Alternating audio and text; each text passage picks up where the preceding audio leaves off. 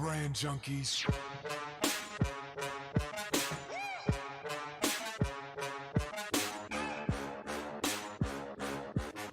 What is up, Junkies? Hey, everybody. And we're back. We're back with Brand Junkies. Everybody likes BJ. Everybody likes a BJ. All right, man. So, hey, thanks for listening today. However you're listening, Yeah, and everybody or out there. watching. Ken and I are having a good time as always. We've gotten some great feedback and comments on the podcast. So if you're out there and you haven't sent anything positive, negative, doesn't matter. Let us out there. Let us know what you're listening. Anything you want to hear, anything you want to know, let us know. Yeah, we're taking requests. We're kind of like a band in that way. And we had a request today to talk about how to generate leads and how to do that as you start out from zero, and then how you get to, like, how you do that as you grow, because we have this wide range of people that listen to the podcast. We have people that are just one person, entrepreneurs just starting out, Working out of the home. to chief marketing officers of larger companies that are telling me things like, hey, Dave, I need information on how to get our 13 sales staff members 80 leads a month. Do you have any ideas? I love it when those questions come in. So we're going to kind of talk about the full spectrum here. So Ken, let's start out with the smaller side of the spectrum. For those people that are just starting out, you and I have done business development for years. From ground zero, from not a dollar coming in to how do you make it happen? So what are some things that you would recommend on a shoestring budget, as in no budget? How do you get some lead generation going for a B2B business where you're just trying to make it happen? Well, as we've talked about many times in marketing, even if it's B2C, B2B, it doesn't matter. People want to do business with somebody they like and trust. You want to have credibility out there. If you're just coming out of the gates and you throw billboards up and do whatever it is, I know I'm talking about the individual, but anybody, you just spread something out there. If people have no idea who you are, where you come from, the chances that they're going to want to do business with you are slim.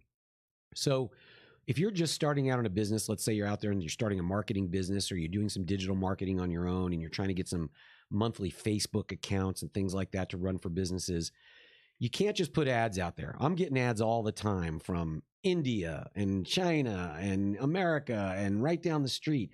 I get emails and Facebook ads all the time. Do you need help with your marketing and lead generation? I don't know those people. I don't know what they do. I don't have any trust in them. They don't have any credibility for me. So what you got to do is you've got to establish that credibility and trustworthiness. And the best way to do that when you're starting out is you have to go out into the community and you have to introduce yourself to people. And not only do you have to introduce yourself to people, you sort of have to get to know those people a little bit. We live in Fort Worth, Texas, and one of the things that Fort Worth does so well is they rely on networking. The Chamber of Commerce here is a very powerful Chamber of Commerce. We're right down the street from Dallas, Texas, two very different cities. And the Chamber of Commerce in Fort Worth is actually larger than the Chamber of Commerce in Dallas. And Fort Worth, I think, is just about 1 million people, just under 1 million.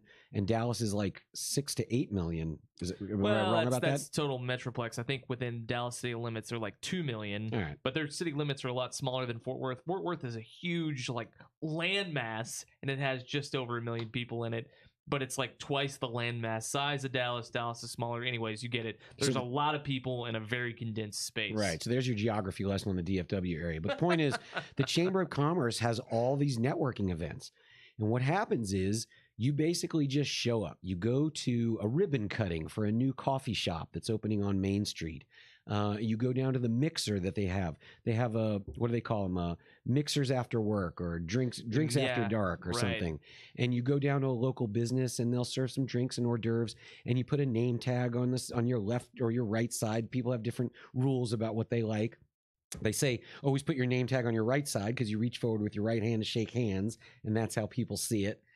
So you got to go to networking events. You got to meet people. You got to introduce yourself.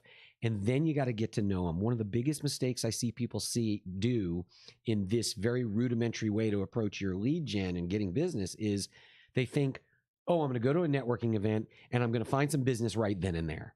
And that's the biggest mistake they can make. And I know we're going to talk about a lot of stuff, but just some of the details of this right now. When you go to a networking event, it's about making connections. Yep. Because you could go to a networking event with 50 people, and out of those 50 people, not one of them might be a potential customer or client for you. But think about how many people those people know. And that's why it's called networking. Because you're supposed to go to a network event, and then you go to the next one a week later. And then you go to the next one 2 weeks after that. And you're going to see the same people over and over and over again.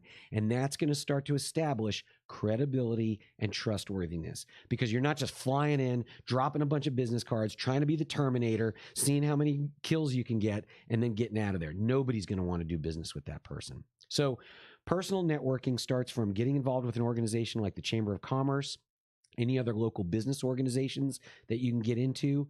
Certainly reaching out to friends and family and saying, hey, do you know anybody that I could meet or go talk to, anything like that? And then joining other groups, joining civic organizations like the Rotary Club or charitable organizations like Junior Achievement that are centered around teaching kids business, because there's other businesses that are coming and helping and involved with those. Right. So to answer your question, Dave, in the long form is get yourself out and get into the community and start meeting people and networking. Yeah, and I think, Ken, you brought up some really good points there. And again, these are all things that you and I have done, and so we understand how it works. And one of the key things to do is to realize that when you go, it's all about really getting to know people, because it's very likely that you're going to meet somebody that's not going to be a source of revenue for you, but their friend is. Their buddy who works at the bank, their girlfriend who owns the floral shop, the whoever, right? They're going to give you the introduction to the other person is more than likely what's going to happen, and that's going to take time. Networking takes time. That's what most people. That's what most people don't know. It's the time. You have to put in the time. When I first came to Fort Worth from Los Angeles and came down here to do business development with an agency, I was right out of the gate. Even though I was from LA, which is, he's worked at an agency in LA and all this stuff, I was persona non grata in every single networking event I went to. Luckily for me, I come from an entertainment industry background. I used to work in the movie business. So there's certain things I've done that people might want to ask me about or talk about. And when that comes out, then it gives me a whole other sort of credibility that I can start moving with, or at least a conversation starter.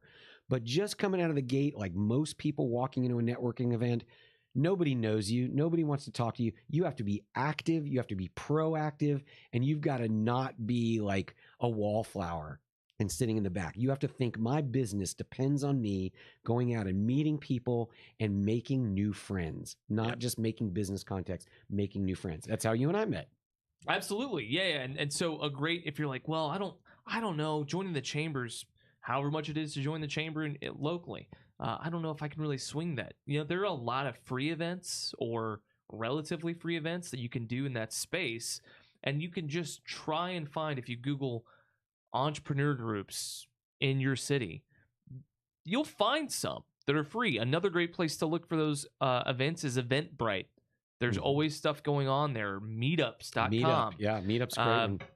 There's all these places you can go that can be resources for you to find those kind of locations. Another thing that you can do if you're targeting a specific niche of business in your city, this is a tactic that I used, Ken, where I early on would go email somebody that was like the head, the CEO, the founder, whatever, of a business that I wanted to work with. And I'd just say, hey, John, I love your business. I would love to take you out to coffee or grab a beer. Could we I just want to get to know other entrepreneurs in town. Would you be open to that? And a lot of times they'd say yes, because entrepreneurs want to help other entrepreneurs. Founders want to talk to other founders. And I just got to know men and women in town who were doing big things.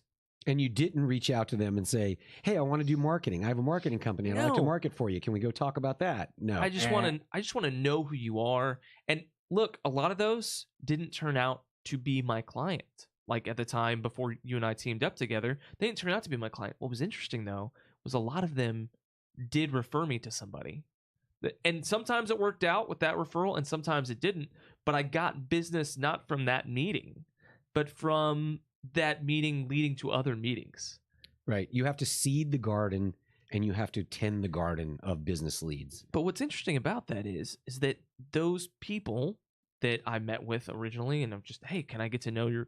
Some of those people now are our clients. Some of those people, if they're not our clients right now, they're huge advocates for the agency in the community. And so we routinely get leads from them still years later because we did the good work of tilling the soil and just being a friend, just being a person that was interested, genuinely interested, not fictitiously, not posing as interested, but being interested in who they are. And it really can make a difference. And so there's some practical things that you can do with networking. The other thing that I want to say, and I said this, but it's another tactic. It's cold email outreach.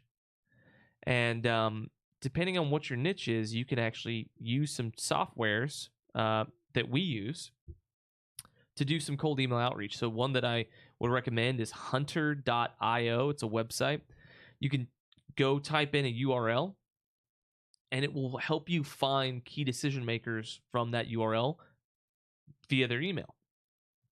So I don't know who you're looking for or what you're trying to go for, but if you're looking for leads, this is a good way to go gin up some leads for free. Hunter.io is free, up to 100 emails a day, I believe, 100 searches a day. So it's a way for you to kind of generate some new outreach to really kind of get to people. Those can be, again, you're going to need to stand out. So you're going to want to look at how people are hitting you up, right? People that are just going immediately for the sale, guess what? You don't respond to those people. I think you brought up a good point earlier. Reaching out to these people, it's not about reaching out to them to say, hey, I do marketing and I want to help you and work on your marketing. It's about reaching out to them and saying, hey, I'd like to learn from you. Is it possible for me to get together and ask you some questions because I love the position that you're in and I have some goals and I'd like to see how you got to the position that you're in and what you're doing, and would you mind spending just a few minutes talking to me or coffee or whatever? Because everybody wants to feel respected. Everybody wants to feel like they're looked up to in some way. And when you do that, you're basically appealing to kind of somebody's ego. You're kind of saying, hey, I want you to act in a mentor-like capacity.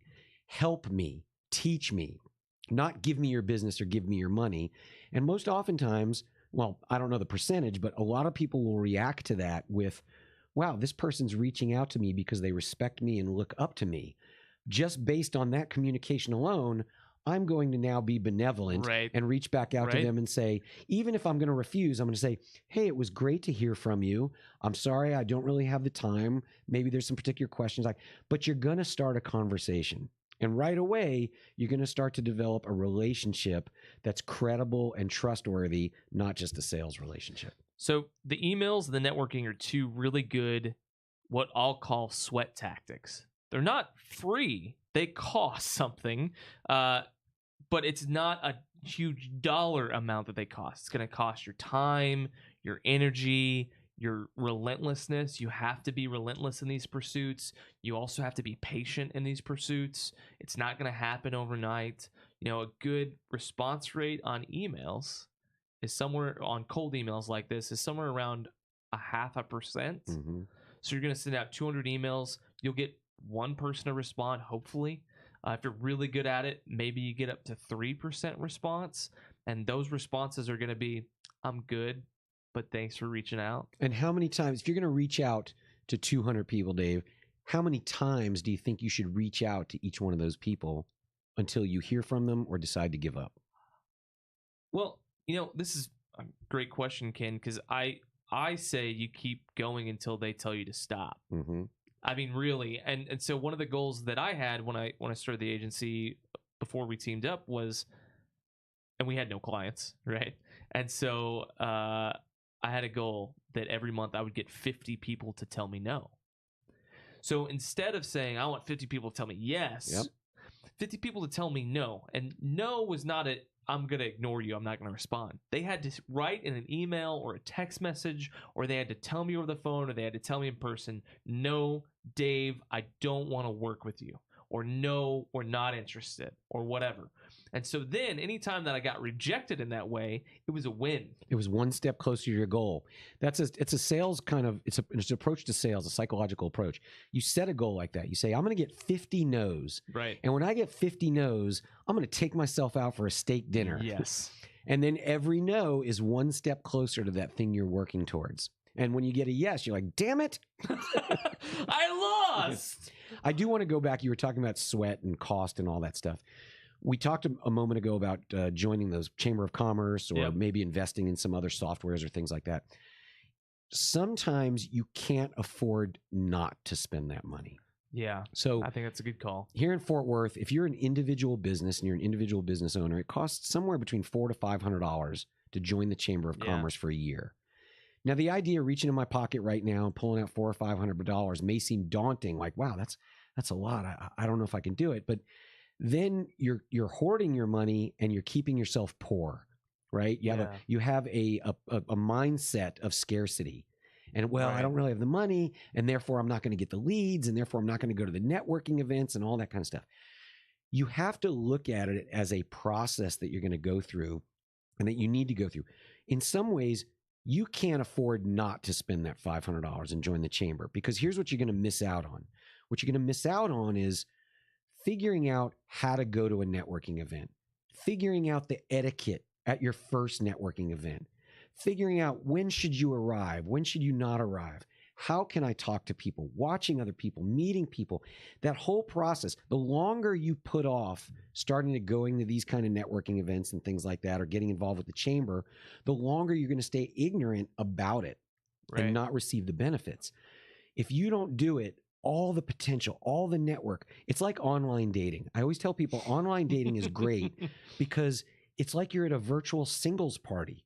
No longer do you have to walk into a bar or a party or a nightclub and think, well, I wonder if that person's married. I wonder if they have a girlfriend or a boyfriend. I wonder if they're interested. No, online dating is a pool of people that are specifically there to try and get involved in relationships. So it takes away a lot of that worry or a lot of that concern or unknowing. When you go to a networking event, people are there to network. Yeah. They don't mind it when you approach them and say, hi, my name's Ken. I work for an advertising agency. Do you mind if I just join your conversation? No, of course not. Join in. They want that to happen versus you walk up to somebody at a party and do that. And they might be like, geez, this guy, relax. Right. So, so you're going to an event where people expect you to do that. And then it's going to give you the opportunity to get better. And the longer you put it off, the longer you're going to put off establishing the credibility and trustworthiness that takes so long to do. So don't be afraid to invest a little bit of money in what you're doing. Yeah, remember we started this conversation. Look, if you have $3,000 a year, this is what you should be doing. Well, 500 of that could go to your local chamber. That's a significant portion of it, and it's worth it. Right. And then take $15 and go to your local printing place and get yourself a nice metal magnetic name tag made to go on your coat, because name tags are a part of networking. Yes, they are. A lot of people, when I was younger, I grew up and I said, I'm never going to have a job where I have to wear a name tag, because you associate certain kinds of retail jobs and all that with that. And now I go to events and boom, I pull out my little thing and I pop it right on and everybody knows. And it's worth the $15 to get your logo put on a little thing. It looks professional, looks credible. Yeah. Yeah, it's huge. It's like if you were doing door-to-door sales, like you're a roofer or somebody, you're going to have a polo and it's going to have the roofer's logo on it. Yep. Why? Because it looks legit. If you just roll up and like a handyman, right? You're in some like Tommy Hilfiger polo or some. People will be like, right, sure, you've got a business, right? So but you sure do dress nice in those designer clothes. Yeah, so it is a little step up, which is good. All right, so let's say, Ken, that I'm going to make a precipitous jump, but I think it's one that's necessary to make. So let's say you go from $3,000 a year to, let's call it $20,000 a year. Okay, what would be kind of that next step up for B2B lead generation that you could do, assuming that, hey, listen, you're still in the space. We're going to keep doing cold email outreach. You're going to keep doing networking because you don't have a ton of money yet, but 20,000 is not no money. It's some money. So let's say a significant amount of money for. Let's say you got $20,000 a year. What would be the next thing that you would say, man, you guys, you should do this? Well, the first thing you got to do is you got to take some of your 3,000 or your 20,000 and you got to buy some materials. You need business cards. You need stuff that you can bring, get your name tag and get your business cards. At least then you've got a good start. At the same time, too, make sure you've got some kind of web presence out there. Yeah. Because as soon as people meet you, if they're interested, if you're going through the funnel of awareness and then interest and selection and all that, after they're aware of you, if they're interested in you, they're going to kind of seek you out. So making sure that you invest in a good online presence and keeping yourself up to speed is a good way to go. Another way to go, and I know that in some ways this is kind of a leading question, so I know you've got some answers yourself because you know what's going on, but one of the things you can do is you can target specific accounts that you want to go after. Yeah, yep. And we do that at our level, and we spend a little bit more than $20,000 on our marketing per year. But what we do is we pick out basically what we call our dream clients. And we say, okay, I'm going to find a dream client out there. Let's find 10 businesses this month that we think we really want to go after. And then from there, we develop what we call account-based marketing, where we say, all right, I'm going to focus on that person. I'm going to go invest some of my money in some very unique mailers that I can send to them. People get email all the time. It's very hard to make an email stand out, especially when you're prospecting somebody. Who cares? I mean, you delete, right? Those all go away. And snail mail, the old-fashioned U.S. Postal Service, people don't really take advantage of anymore. I mean, a lot of credit companies and all people, you're constantly getting things from rent-to-own places that look like they're official notices and stuff and force people to open them. So they do that. In our world, investing in unique mailers, for instance, we invest specifically in piñatas. Yep. There's a company out there called Better Never Than a Letter. No, Better Than a Letter. Better Than a Letter. Sorry, I was in a movie once called Better Never Than Late. So. That's fine. Better Than a There's a company called Better Than a Letter, and they make piñata. They were podcast guests, by the way. So if you want to go back, I forget what episode number it was, but they were on the podcast. So you can watch that. With their warrior owner, Nath Torak. Basically, they produce piñatas and these cool-looking giant cardboard or foam core emojis that get sent through the mail. They have other things called a message in a bottle. They have all these very unique things that you can send through the mail that people are interested in and get. When they get a piñata full of candy that comes in the mail, it's not in a box, it comes just like it is, that sits on somebody's desk and it makes a statement. Yep. And it's interesting. And it goes from the gatekeeper or the mailroom and it makes it to the person you're sending it to, because who the hell is going to stand in the way of that piñata getting to the final person? Because they don't know and they don't want to screw that up. And it's so cool, it's going to make it. So we take some of our $20,000 and we invested in these piñatas, we invested in emojis, we invested in the software that allows us to find the email and mailing addresses of these people, like the Hunter.io. And then we spend a little bit of money on buying some ads, because we do this thing where we send out the piñata and it sends them to a website. And when they go to the website, they get retargeted. So there's specific ABM, or what we call account-based marketing, that I would spend some of that money on to go after my dream clients. Yeah, I think that it's so key, because if you're doing B2B lead generation, assuming that your a client or a customer is worth a high value, high dollar amount, especially lifetime value, then spending a high dollar on a direct mail piece can be extremely valuable and worth every penny. And you bring up an interesting point. I spoke directly to B2B, but certainly a lot of people listening to us and that listen to our podcast a lot are B2C businesses trying to figure out how to market their business. They're not necessarily in the marketing business. Right, yeah. But then you also have B2B companies that they're not making these huge margins on all their stuff like we do. Like a client for us is worth $60,000 a year, $180,000 over the lifetime. And that's on the lower end. On the high end, it's millions of dollars, right? And so for us to spend $500 on an ABM, an account-based marketing campaign, of course we're going to do that per client. Just in case you guys were wondering, or if you weren't wondering, our marketing budget for the agency is well into the six figures. And so marketing and advertising every year. So we do a lot more than this. We'll get into that in a bit. But part of the thing that you can do is, to your point, Ken, because I do believe that ABMs are the next step. It's seeing who those people are and thinking through, if I get that company or if I get that conglomerate, we work with a software company that provides software for a very specific niche group of industry. And so there are these kind of groups that own multiple, like hundreds of locations that would all benefit from this software. Well, if they get that one group that has 900 locations, that's worth hundreds of thousands of dollars every year for them. And so we understand, hey, listen, we're going to do an ABM for that company. We're going to hit them up all the time. We're going to be top of mind for them. And there's a number of those that are just like that have hundreds of locations across the world. And so we're going to keep hitting those people up with these very direct messages, because if they get one every year, they'll make their year plus some, because that's where they're trying to get to. And they're able to get into a number of customers with really one sale.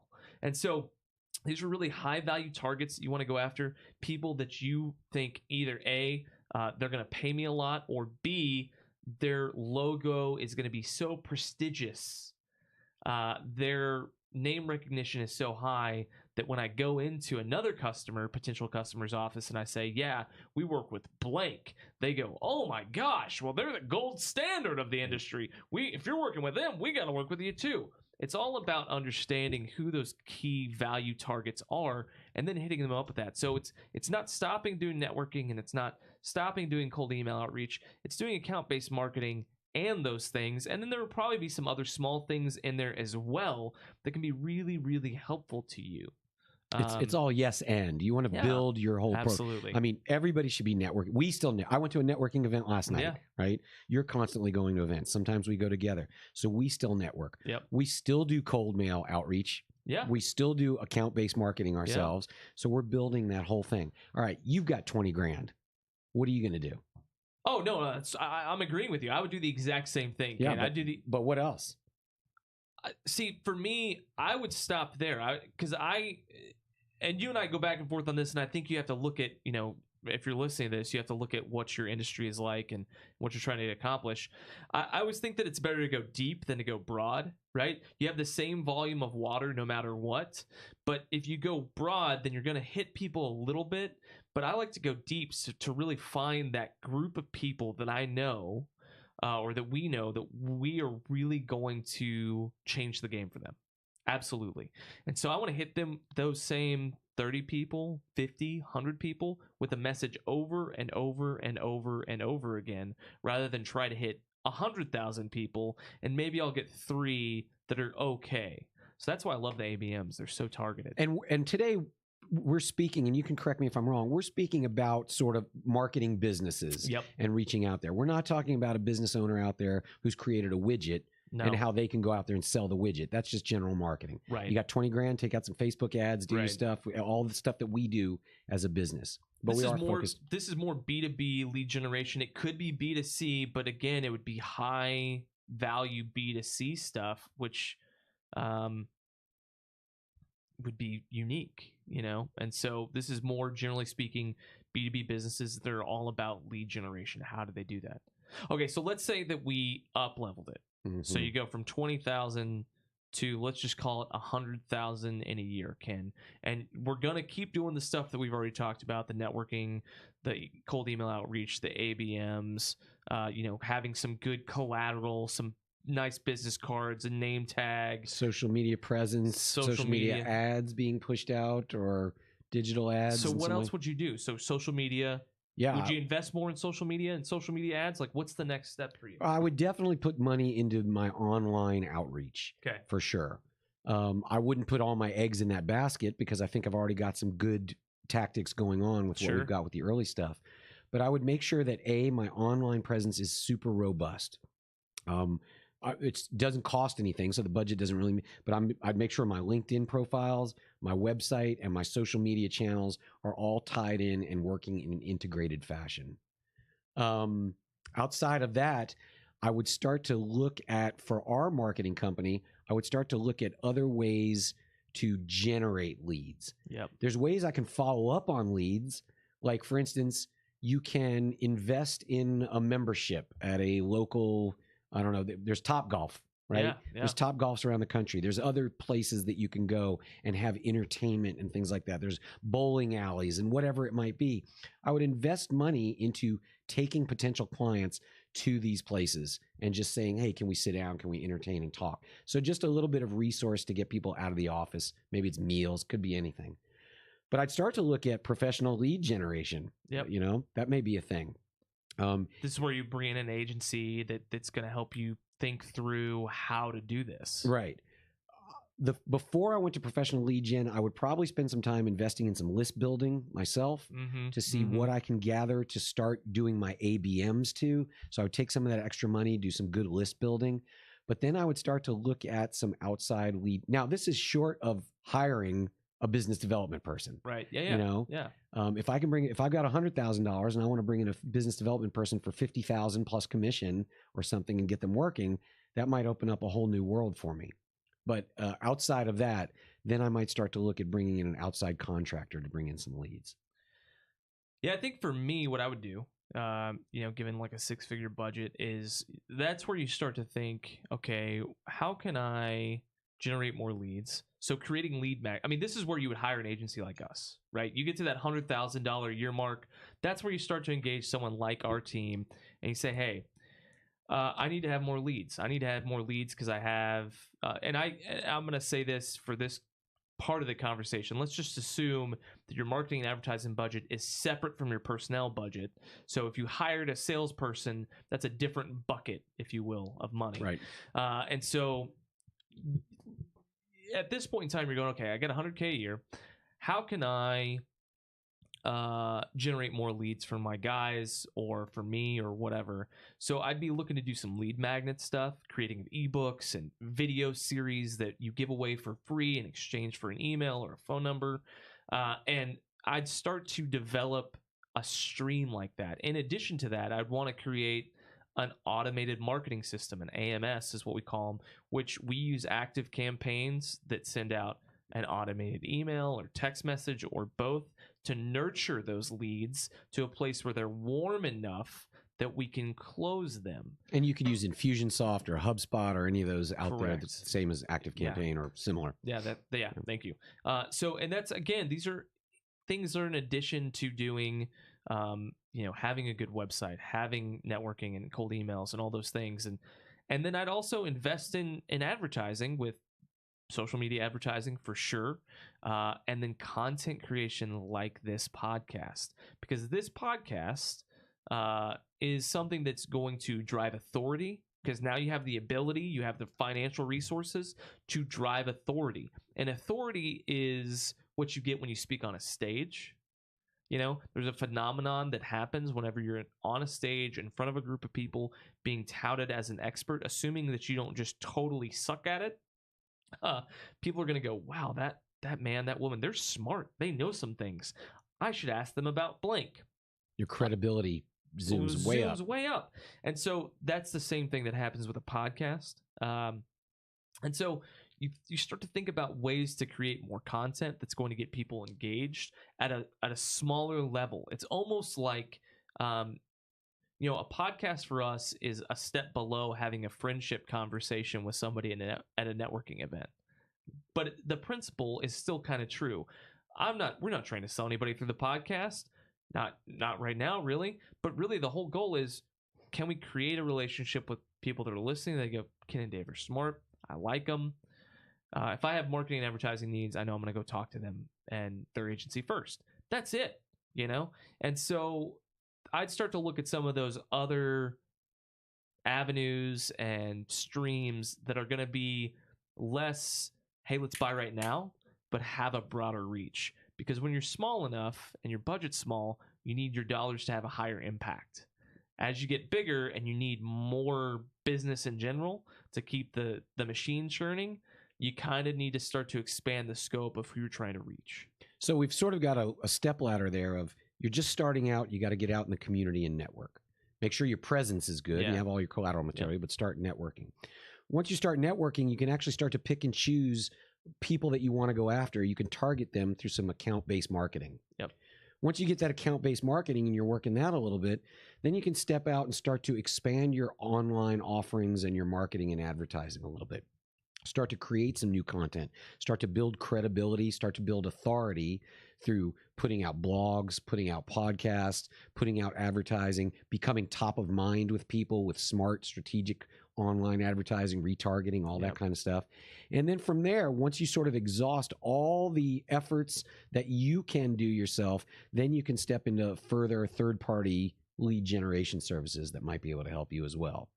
Yeah, and I think that's kind of the progression. And then as you have a higher budget, you can do more. I mean, some of the things that we've done as our budgets increase is we've sponsored events, we've sponsored tables for nonprofit fundraisers, and brought people with us that we thought could be clients, or we just brought friends or whatever. We have done a number of other things outside of that that really help to promote the brand and promote who we are and what we're doing. And so, ultimately for us, it's just once you start doing these things, it's about building upon them. And there's always more that you can do, right? I mean, there's a reason why you see Coca-Cola advertisements at every ballpark in the country, whether it's, Major League Baseball, San Francisco Giants. It's there to every every college team has a Coca-Cola sign on it, seemingly, because they're always just trying to stay top of mind because they're B2C and that's what they do. But it all kind of is magnitudes of scale, right? And so as you get bigger, you may spend more money. I've heard of people sending Yeti coolers that cost $600 to prospects, and it came with a padlock on it, and they said, hey, in a note, have lunch with me, I'll bring the key. Right? Love that. It's a great one, but it costs $600 for one. And that's just to have a lunch. We're going to pay more money to have a lunch where it may or may not go anywhere. And so it's all about magnitudes of scale and where you can get from there. But that's a brief breakdown of how to go about building your business, generating some leads at kind of 3 different stages of a budget. Would you add anything to this conversation? I don't think I've added anything the whole time, Dave. No, I think basically I'm going to go back to the metaphor. I truly believe that lead gen and doing your sales for your company is like a garden. And when you first open your doors, your garden is nothing. It's empty. There's nothing growing. You have to literally go out and plant the seeds. You got to water them. Some are going to grow, some aren't. It's going to be disappointing. And then you got to tend that garden. And the more you tend it, the more things are going to grow in it. They're going to start to foster one another through all the pistils and stamen and the pollen that creates it. Bees are going to come. Everything's going to start to happen in that garden. The more it grows, the more abundance you're going to have in that garden. But you have to tend it. You got to pull the weeds out. You got to water it. You got to keep feeding it. You got to take care of it. Otherwise, it's going to die. It's just like a garden. Start from scratch and grow it until you have a robust Garden of Eden, and then you'll be rocking and rolling. I love that. The Garden of Eden. That's good. Well, hey, guys, thanks so much for joining the show. If you like what you're hearing, please leave us a rating and review on iTunes. It really helps to grow the show. Until next time, catch you later, junkies. Bye.